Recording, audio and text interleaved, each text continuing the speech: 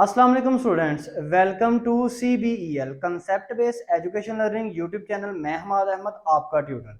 आज के इस लेक्चर में हम बात करेंगे FSC पार्ट 1, जिसे इंटरमीडिएट पार्ट 1 भी कहते हैं, और इसका सब्जेक्ट है फिजिक्स। लास्ट वीडियो में हमने फिजिक्स का टॉपिक क्लियर किया था 3.6, which is Newton law of motion. उसमें हमने फर्स्ट लॉ पढ़ा था। आज हम सेकंड और थर्ड लॉ को इस वीडियो में कंप्लीट करेंगे। सो स्टूडेंट्स, ये वीडियो बहुत इंपॉर्टेंट है ताकि आपको ये जो तीनों लॉ हैं कभी भी जिंदगी में परेशानी नहीं करेंगे। ये मैं आपको गारंटी से कहता हूं, अगर आप इस वीडियो को भी कंप्लीट देख लेते हो। सो स्टूडेंट्स, वीडियो को देखने के लिए यूट्यूब चैनल के बॉक्स में सर्च करना है आपने। किसी भी वीडियो के ऊपर जानने के लिए आपने यूट्यूब चैनल पे लिखना है, यूट्यूब पर आपने सर्च में लिखना है FSC पार्ट 1 केमिस्ट्री या फिजिक्स टॉपिक आगे और बाय CBEL, तो आप डायरेक्ट हमारी वीडियो पर पहुंच जाएंगे। इसके अलावा वीडियो अच्छी लगी तो लाइक कीजिएगा, चैनल को सब्सक्राइब करें और इस चैनल को ज्यादा से ज्यादा शेयर करें अपने फ्रेंड्स में, ताकि आपके साथ साथ उनका भी बेनिफिट हो। क्योंकि इस चैनल का मेन मोटिव यही है, आप स्टूडेंट्स के लेवल तक जाके आपको चीजें समझाना। ज्यादा डिफिकल्ट लैंग्वेज या इंग्लिश यूज करने की हम कम से कम कोशिश करते हैं, ठीक है ना स्टूडेंट्स। सो स्टूडेंट्स, हम चलते हैं अपने टॉपिक की तरफ। टॉपिक हमारे पास है Newton second law of motion. आज हम सेकंड और थर्ड लॉ के बारे में डिस्कस करेंगे। तो न्यूटन का पहला लॉ क्या कहता था? न्यूटन का पहला लॉ ये कहता था, न्यूटन अपने पहले लॉ में ये कहता था कि अगर एक चीज रेस्ट में है तो वो रेस्ट में रहना पसंद करती है, और अगर एक चीज मोशन में है तो वो मोशन में ही रहना पसंद करती है। ये न्यूटन कहता था फर्स्ट लॉ में। लेकिन न्यूटन के फर्स्ट लॉ देने से पहले पुराने, उससे पहले वाले जो साइंटिस्ट हैं वो क्या कहते थे? वो कहते थे हर चीज रेस्ट में है तो वो रेस्ट में रहना पसंद करती है, लेकिन जो चीज मोशन में है वो भी रेस्ट में रहना पसंद करती है। न्यूटन ने कहा नहीं, अगर तुम लोग फ्रिक्शन के अमल को खत्म कर दो तो जो चीज मोशन में है वो मोशन में ही रहना पसंद करेगी। फॉर एग्जाम्पल अर्थ और मून। अब न्यूटन के सेकंड लॉ की तरफ मूव ऑन करते हैं। तो न्यूटन का सेकंड लॉ एक्चुअल में क्या है? न्यूटन का सेकंड लॉ हमें ये बताता है फोर्स के बारे में, कि न्यूटन का सेकंड लॉ एक्चुअल में क्या है? फोर्स। जब भी न्यूटन के सेकंड लॉ की बात आए ना, तो आपने फोर्स को मद्देनजर रख लेना है, ठीक है ना स्टूडेंट्स। अब न्यूटन के सेकंड लॉ जो कि फोर्स के रिलेटेड है, तो ओल्ड साइंटिस्ट क्या कहते थे? ओल्ड थ्योरी क्या थी? ओल्ड जो आपके पास थे, पुराने जो आपके पास थे साइंटिस्ट, वो क्या कहते थे? पुराने साइंटिस्ट ये कहते थे कि फोर्स क्या है? फोर्स एक ऐसी ताकत है जो चीजों को मूव करने के लिए इस्तेमाल की जाती है, या चीजों को मूव करवाने में मदद देती है, चीजों को मोशन में लाने के लिए मदद देती है। वो फोर्स को इस तरह कंसीडर करते थे, इस तरह समझते थे। फॉर एग्जाम्पल, मिसाल के तौर पर वो कहते थे कि अगर एक गाड़ी है ना, तो एक गाड़ी को आपने चलाना है, वो रेस्ट में पड़ी हुई है, जैसे ही उसके ऊपर फोर्स लगाओगे गाड़ी चलना शुरू हो जाएगी, ठीक है ना। तो वो पुराने साइंटिस्ट आपको क्या कह रहे हैं? फोर्स क्या पैदा कर रही है? फोर्स प्रोड्यूसेस या प्रोड्यूस्ड मोशन। Okay students. लेकिन न्यूटन ने क्या कहा? न्यूटन ने कहा नहीं भाई, तुम लोग गलत कर रहे हो। न्यूटन ने कहा तुम लोग ऐसा करो ना, जैसे मैंने पहले लॉ में फ्रिक्शन के अमल को खत्म किया, उसको मैंने कंसीडर ही नहीं किया, उसको मैंने अपने लॉ के अंदर समझा ही नहीं, तो इस तरह तुम लोग ऐसा करो, ये फोर्स का जो कंसेप्ट दे रहे हो ना, इसको भी खत्म करो। फ्रिक्शन फ्रिक्शन को खत्म करो। उसने कहा फर्ज करो एक गाड़ी है, उसने कहा फर्ज करो एक गाड़ी है, वो मूव कर रही है, अर्थ के ऊपर वो चल रही है। कहता है इसके नीचे फ्रिक्शन है ही नहीं। फ्रिक्शन मींस क्या? आपको पता है ना, जब गाड़ी चलती है तो गाड़ी अपने आप को, गाड़ी जिस फोर्स से चलेगी तो फोर्स गाड़ी को कहती है कि तू आगे की तरफ चल, और अर्थ जो है वो गाड़ी को पीछे की तरफ धकेलती है। क्यों? ड्यू टू फ्रिक्शन, या आप इसको कह सकते हो फोर्स ऑफ फ्रिक्शन, ठीक है ना। कुछ भी आप पढ़ लो। अब देखो स्टूडेंट्स, वो कहता है फ्रिक्शन के अमल को करो खत्म। तो कहता है जब एक चीज के नीचे से या एक चीज के अंदर से फ्रिक्शन के अमल को कर दोगे ना खत्म, तो अगर वो चीज मोशन में रहना चाहती है ना, तो अब वो मोशन में चलना शुरू हो जाएगी। ओके ना स्टूडेंट्स। वो कहता है जस्ट एग्जांपल चांद। कहता है अगर तुम लोग ये कहते हो कि फोर्स जो है वो मोशन प्रोड्यूस कर रही है, तो जो चांद हमें घूमता नजर आता है, इसका मतलब इसके पीछे किसी फोर्स का हाथ है। या अर्थ जो हमें घूमती नजर आ रही है, इसके मतलब इसके पीछे की कोई फोर्स है, कोई ताकत है। कहता नहीं, तुम लोग ऐसा करो, इस गाड़ी के नीचे से क्या करो? फ्रिक्शन को खत्म करो, तो अब ये गाड़ी चलना शुरू होगी 20 की स्पीड से, फॉर एग्जांपल। कहता अब ये 20 की स्पीड से चलना शुरू होगी है ना। कहता अब इसके ऊपर फोर्स लगाओ तो ये गाड़ी 20 से 30, 30 से 40, 40 से 50, 50 से 60 की स्पीड के ऊपर जाना शुरू हो जाएगी। और अगर तुम लोग फिर एक फोर्स लगाते हो इसकी स्पीड को कम करने के लिए, तो ये फिर दोबारा 50 से 40, 40 से 60, 60 सॉरी 40 से 30, 30 से 20 और 10 पे भी आ सकती है। ओके। इसका मतलब क्या हुआ? कहता है तुम लोगों ने ये कहा ना कि फोर्स प्रोड्यूस करती है क्या? मोशन। तुम लोग ये कहते हो कि फोर्स प्रोड्यूस करती है स्पीड, तुम लोग ये कहते हो फोर्स प्रोड्यूस करती है वेलोसिटी, लेकिन मैं तुम लोगों को ये कहता हूँ, यानी कि न्यूटन कहता है, मैं तुम लोगों को ये कहता हूँ कि फोर्स मोशन ही प्रोड्यूस करती, फोर्स मोशन में चेंजिंग प्रोड्यूस करती है, मोशन में तब्दीली प्रोड्यूस करती है। अगर एक एक गाड़ी 20 की स्पीड से जा रही है ना, तो वो अचानक आपको 40 की स्पीड में चलते हुए नजर आ रही है, तो उसके ऊपर जो फोर्स लगी हुई है ना, वो फोर्स है एक्चुअल में जो उसकी स्पीड को कम या ज्यादा कर रही है। ओके ना, न्यूटन ने ये कहा, न्यूटन ने कहा कि जो आपको चलती हुई चीजों के अंदर जो आपको स्पीड में कमी या इजाफा नजर आता है ना, वो एक्चुअल में फोर्स वो होती है। फोर्स फोर्स ये नहीं होती कि चीजों को मोशन में लेके आना है, बिल्कुल उसकी बात भी देखो ना, ठीक है, अगर एक चीज के अंदर से मैं खत्म कर दूं, फ्रिक्शन ही खत्म कर दूं, तो इसका मतलब है अगर वो चीज चलना पसंद करती है, मोशन में रहना पसंद करती है, तो वो तो मोशन में पहले से मौजूद है। जैसे चांद है, देखो चांद मोशन में पहले से मौजूद है, चांद का क्या है काम है, वो पसंद करता है चांद घूमते रहना घूमते रहना। अब इस चांद के पीछे फोर्स क्या है, अल्लाह ताला की फोर्स है, अल्लाह ताला चाहे इसकी स्पीड बढ़ा दें चाहे इसकी स्पीड कम कर दें, तो फोर्स जो है वो मोशन में नहीं, फोर्स मोशन नहीं प्रोड्यूस करती, फोर्स प्रोड्यूस करती है चेंज इन मोशन, यानी कि मोशन में इजाफा या कमी। ओके स्टूडेंट्स, तो अब ये इसी चीज को हम लिखते हैं, force is produced change in motion by Newton concept, ये न्यूटन का कॉन्सेप्ट था। ओके है स्टूडेंट्स, ये किसका कॉन्सेप्ट था, न्यूटन का कॉन्सेप्ट था। अब देखो इसका मतलब ये हुआ, आप ये जो पढ़ रहे हो फोर्स क्या पैदा करती है, चेंज इन मोशन पैदा करती है, तो क्या मैं इसको ये कह सकता हूँ कि फोर्स स्पीड पैदा करती है, मतलब फोर्स चेंज इन स्पीड पैदा करती है। पुराने साइंटिस्ट ये कहते थे फोर्स जो है ना वो मोशन पैदा करती है, मतलब फोर्स स्पीड पैदा करती है, मतलब फोर्स वेलोसिटी पैदा करती है। न्यूटन ने ये कहा, हाँ फोर्स मोशन पैदा करती है लेकिन चेंज इन मोशन पैदा करती है, हाँ फोर्स स्पीड पैदा करती है लेकिन चेंज इन स्पीड पैदा करती है, हाँ फोर्स जो है वो वेलोसिटी पैदा करती है लेकिन चेंज इन वेलोसिटी पैदा करती है। तो न्यूटन ने कहा इसका मतलब ऑटोमेटिकली ये हो गया कि फोर्स जो है वो एक्सेलरेशन प्रोड्यूस करती है। तो आपको पता है एक्सेलरेशन कैसे आता है, change in speed velocity, change in velocity आपको एक्सेलरेशन मिलता है। तो हम ये कह सकते हैं फोर्स प्रोड्यूस्ड या प्रोड्यूसेस पैदा करना एक्सेलरेशन, एक्सेलरेशन। अब बहुत से स्टूडेंट्स क्या करते हैं, फोर्स पैदा करती है, पैदा करने की जगह मेक लिख देते हैं, मेड लिख देते हैं। अब स्टूडेंट्स एक बात आपको बताऊं, इंग्लिश के हल्के हल्के छोटे छोटे से वर्ड्स है ना, अपनी वोकैबुलरी में भी यूज करोगे ना तो आपको आ जाएंगे, यही चीज आपने पेपर में लिख देनी है, ठीक है ना। आपने कोई रॉकेट साइंस नहीं होती कि आपने बहुत ज्यादा अच्छी अच्छी इंग्लिश लिखेंगे तो वो आपको नंबर देंगे, नहीं ऐसी बात नहीं होती। अब लेकिन ये जो एक्सेलरेशन है जो फोर्स की मदद से पैदा हो रहा है, एक्सेलरेशन का क्या मतलब है, अच्छा इनडायरेक्टली एक्सेलरेशन का मतलब यही है कि फोर्स जो है मोशन पैदा कर रही है, स्पीड पैदा कर रही है। अब ये चीजों को आपने, अब इस कंसेप्ट को आपने हिलने नहीं देना अपने माइंड से। अब एक्सेलरेशन कुछ चीजों पे डिपेंड करता है, अब ये चीज समझिएगा, एक्सेलरेशन डिपेंड करता है दो चीजों के ऊपर। नंबर वन मैस के ऊपर, न्यूटन कहता है एक्सेलरेशन ना मैस के ऊपर भी डिपेंड करता है। नंबर वन कहता है कैसे, कहता फर्ज करो एक मेरे पास ट्रक है, एक मेरे पास बाईसाइकिल है। कहता है इसके अंदर से फर्ज करो फ्रिक्शन खत्म कर दी, तो इन दोनों के अंदर से फ्रिक्शन खत्म करती तो ट्रक और बाईसाइकिल हम किस चीज के लिए, या इसको बाईसाइकिल मोटरसाइकिल समझो चाहे इसको बाइक समझ लो, ठीक है ना। तो ट्रक और बाइक ये हम रेस्ट में पड़े रहने के लिए इन चीज को डिस्कवर किया जाता है, बनाया जाता है, या मोशन में हरकत में लाने के लिए, ऑफ कोर्स हरकत में लाने के लिए ना। इन ये चीजें, ये दोनों चीजें हरकत करती हैं, इन दोनों चीजें, ये दोनों चीजें क्या पसंद करती हैं, मोशन में रहना पसंद करती हैं। तो इनके नीचे से अगर आप फोर्स ऑफ फ्रिक्शन, फ्रिक्शन को खत्म कर दो तो ये अब ये क्या चल रही हैं, इसका मतलब है ये दोनों चीजें चल रही हैं। कंसीडर करना है, ये पूरा एक कंसेप्ट बनाओ अपने माइंड में, ठीक है।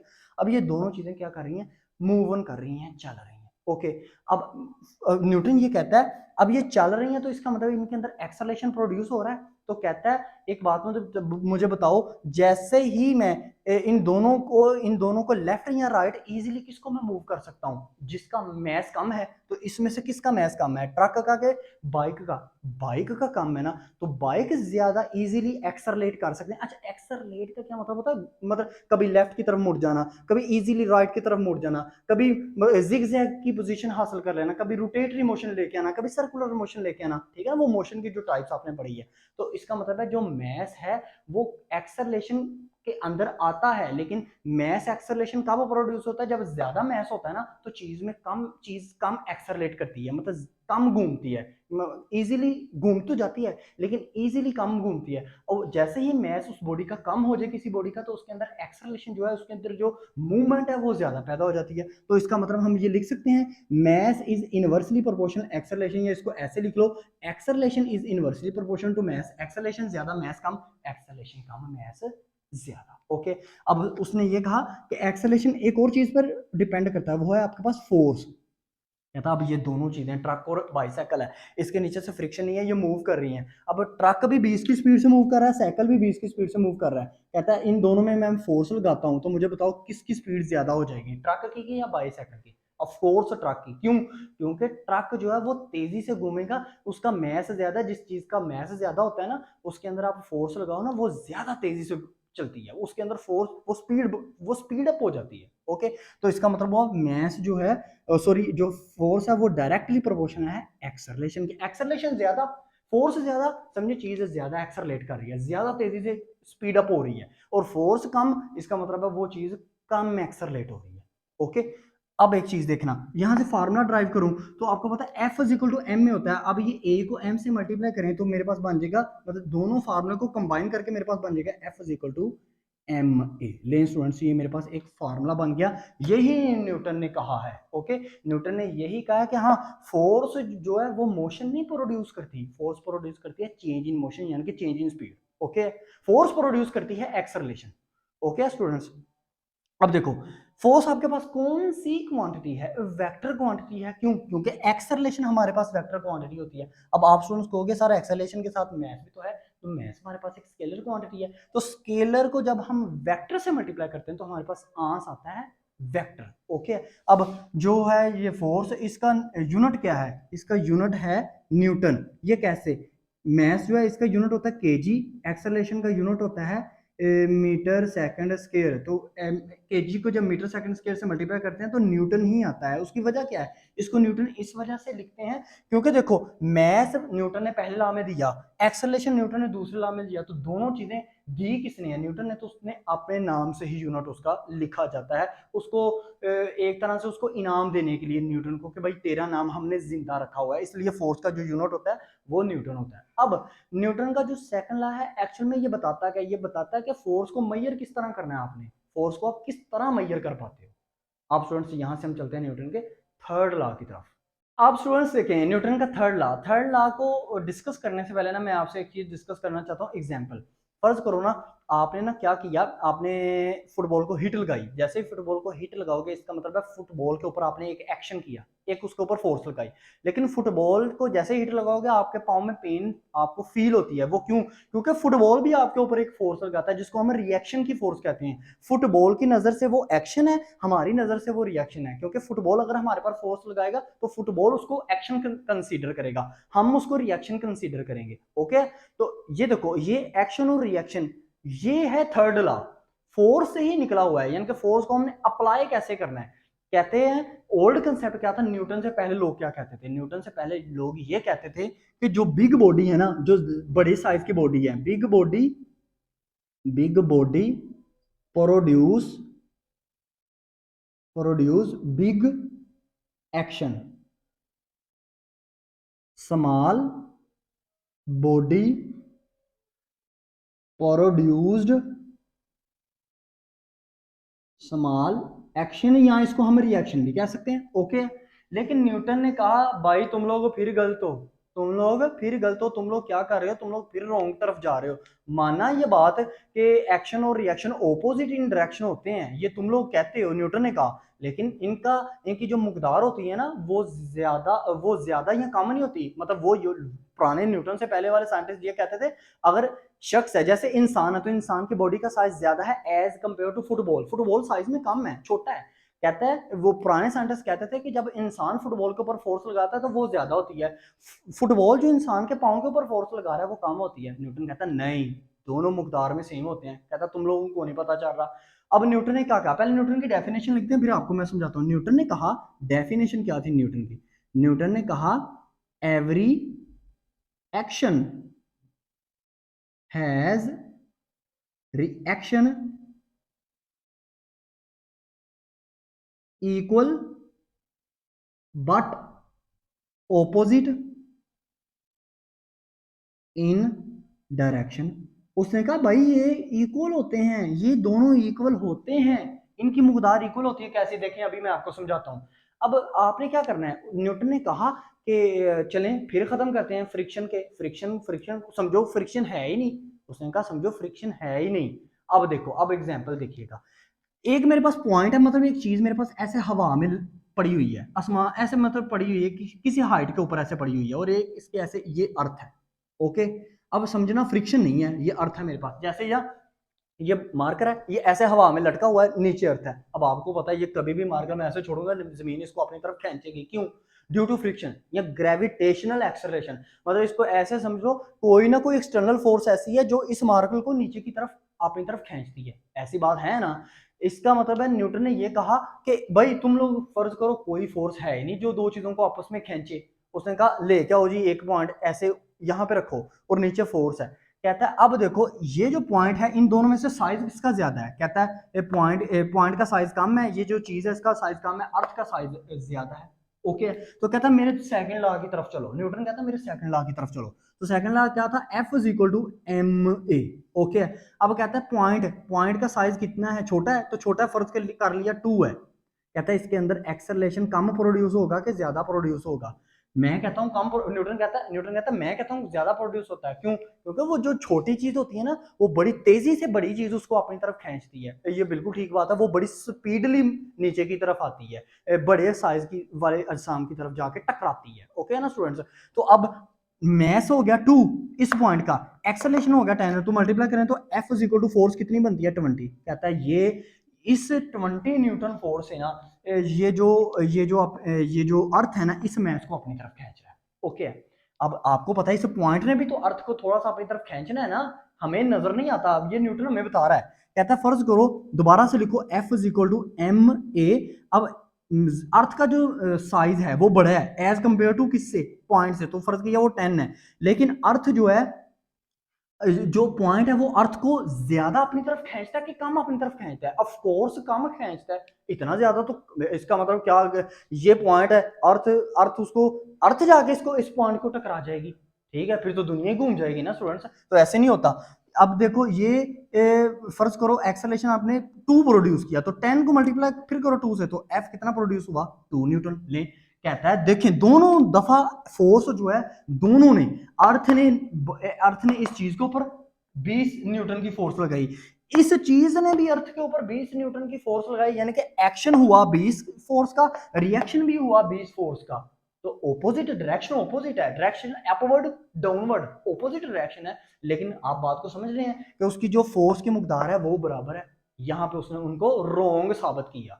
ओके स्टूडेंट्स, अब ना यहाँ पे ना एक चीज और, अक्सर जो स्टूडेंट्स क्वेश्चन पूछते हैं वो कहते हैं सर क्या, बल्कि आप ना एक चीज मैं आपको लिख के देता हूँ, आप इस चीज को अपने माइंड में रखना है। ये जो फोर्स है ना, ये जो फोर्स है ये नेवर ऑन सेम या one body, BOD one body. Okay student, ये जो फोर्स है ना, ये कभी भी एक बॉडी के ऊपर अप्लाई नहीं हो सकती। मिसाल के तौर पर ये देखना, जरा ध्यान से देखना, ये हथेली है, इसके ऊपर मैंने मार्कर रखा, यहां से मैंने राइट साइड से, ये देख रहे हैं राइट साइड से मैंने इसको ऐसे पुश करूंगा, फोर्स लगाऊंगा, तो ये हथेली से नीचे गिर जाएगा। गिर जाएगा क्यों? गिरा, ये गिरा क्यों? इसको तो फोर्स इस तरफ को, मेरे हाथ की तरफ ऐसे फोर्स लगानी चाहिए थी ना, क्योंकि न्यूटन लॉ क्या कहता है, न्यूटन या न्यूटन से पहले वालों की बात कर लो तो वो कहते हैं ऑपोजिट डायरेक्शन होगी रिएक्शन की एक्शन की तरफ डायरेक्शन होगी, वो एक्शन की तरफ अपनी फोर्स लगाएगा। लेकिन इस मार्कल ने फोर्स, हमें ऐसा नजर आता है इस मार्कल ने फोर्स लगाई नहीं, मार्कल तो नीचे गिर गया। न्यूटन कहता नहीं भाई, क्योंकि ये मार्कल इस वजह से नीचे गिरा क्योंकि इस मार्कल ने जो फोर्स लगाई हुई है ना, हथेली के ऊपर फोर्स लगाई है, इसकी तो डायरेक्शन ही ऑपोजिट नहीं है। देखें, ऑपोजिट डायरेक्शन का क्या मतलब होता है, इधर से फोर्स लगी है तो ये मार्कल इधर से ऐसे फोर्स लगाए। ओके, ये तो फोर्स ही नीचे लगा रहा है, ये तो एक्शन ही नहीं, ये तो रिएक्शन ही नीचे की तरफ कर रहा है, डाउनवर्ड कर रहा है रिएक्शन। तो इसका मतलब है इसने इसने डायरेक्शन ही नहीं अपनी ऑपोजिट रखी। तो इस वजह से ये जो बॉडी है ये इक्वल इन डायरेक्शन, मतलब equal in action and reaction equal but opposite in direction, वो वाली बात इसकी रॉन्ग हो जाएगी, क्योंकि सेम बॉडी के ऊपर एक ही फोर्स अप्लाई करती है। एक जिस्म के ऊपर एक फोर्स अप्लाई करती है। ओके स्टूडेंट, बात समझ रहे हैं इसको। अब इसी एग्जांपल को फर्ज करो मैं इस मार्कर को ना, बोर्ड मार्कर को जमीन के ऊपर रख देता हूँ। फर्ज करें ये मेरा व्हाइट बोर्ड जमीन है, ऐसे मैंने रख दिया, यहां से एक फोर्स लगाई, एक फोर्स यहां से लगाई। अब एक बात को ध्यान से देखना, अब एक फोर्स यहां से लग रही है तो एक फोर्स अगर यहां से लग रही है तो ये ऑपोजिट इन डायरेक्शन है ना? जी बिल्कुल है। अब ये क्या होगा, ये मार्कर यहाँ पे रहेगा, ये मूव ऑन ही नहीं करेगा। क्यों? क्योंकि आपने सेकंड चैप्टर में वेक्टर वाले में ये पढ़ा था कि जब एक वेक्टर आप खींचो ना फोर्स का पॉजिटिव, और एक ही फोर्स का वेक्टर खींचो नेगेटिव, तो पॉजिटिव नेगेटिव आपस में कट जाते हैं और आपके पास जो चीज प्रोड्यूस होती है, जो मैग्नीट्यूड प्रोड्यूस होता है, वो जीरो प्रोड्यूस होता है। ठीक है ना स्टूडेंट्स? तो ये उसने कहा था न्यूटन ने कि आपने जब भी फोर्स अप्लाई करनी है वो एक ही सेम ही बॉडी पर फोर्स अप्लाई नहीं करनी। ओके, न्यूटन का जो थर्ड लॉ है ना, वो हमें इस चीज के बारे में बताता है कि फोर्स को अप्लाई कब करना है, अप्लाई कैसे करना है। ये आपके तीन के तीन लॉ थे। मैं दोबारा से एक दो मिनट में आपको दोबारा से मैं रिव्यू कर देता हूं। न्यूटन का फर्स्ट लॉ हमें ये बताता था कि जो चीज रेस्ट में है वो रेस्ट में रहेगी, जो मोशन में है उसकी ख्वाहिश ये है मैं मोशन में रहूं। लेकिन उससे पहले वाले साइंसदान ये कहते थे जो चीज रेस्ट में है वो रेस्ट में रहेगी, लेकिन जो चीज मोशन में है वो भी रेस्ट में रहना पसंद करती है। न्यूटन ने कहा फोर्स को खत्म, फ्रिक्शन को खत्म करो, तो जो चीज मोशन में है ना वो भी यही चाहती है मैं भी मोशन में ही रहूं हमेशा के लिए। जैसे चांद है, ओके, चांद के अंदर कोई फ्रिक्शन नहीं है, फ्रिक्शन लेस है।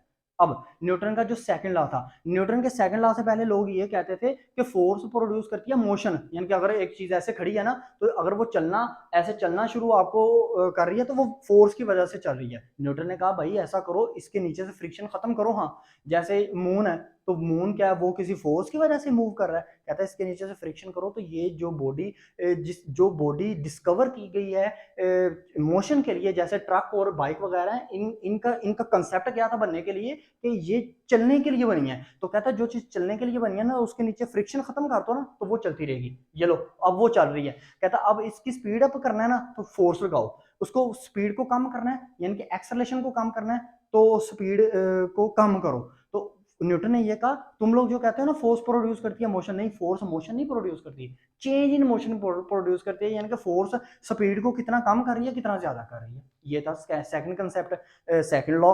थर्ड लॉ क्या कहता था, थर्ड लॉ मोशन से पहले लोग ये कहते थे कि हर एक्शन का एक रिएक्शन होता है, हर अमल का एक रद्द अमल होता है। लेकिन स्टूडेंट्स, हर अमल का एक रद्द अमल होता है, लेकिन वो ये कहते थे कि इनकी डायरेक्शन ऑपोजिट होती है। लेकिन जो बिग साइज की बॉडी होती हैं वो ज्यादा एक्शन लगाती हैं, ज्यादा फोर्स लगाती हैं, जो स्मॉल साइज की बॉडीज होती हैं वो कम फोर्स लगाती हैं। न्यूटन ने कहा नहीं भाई यहाँ पे भी तुम लोग गलत हो, फ्रिक्शन को करो खत्म, तो जो बिग बिग साइज की भी बॉडी होंगी, जो स्मॉल साइज की भी बॉडी होंगी, वो हमेशा इक्वल मुकदार में फोर्स लगाएंगी, जो कि मैंने आपको ये एग्जाम्पल आपसे अभी मैंने शेयर की है। ओके स्टूडेंट्स, तो ये इनके तीन लॉ थे। अगर आपने न्यूटन के थर्ड लॉ की एग्जांपल शेयर करनी हो तो जैसे हम वॉक कर रहे हैं तो वॉक करते वक्त हम क्या करते हैं, वॉक करते वक्त हम जमीन को पीछे की तरफ पुश करते हैं और जमीन हमें आगे की तरफ पुश करती है। एक्शन और रिएक्शन हो रहा है, डायरेक्शन ऑपोजिट है, देख लें, हम आगे जमीन पीछे की तरफ।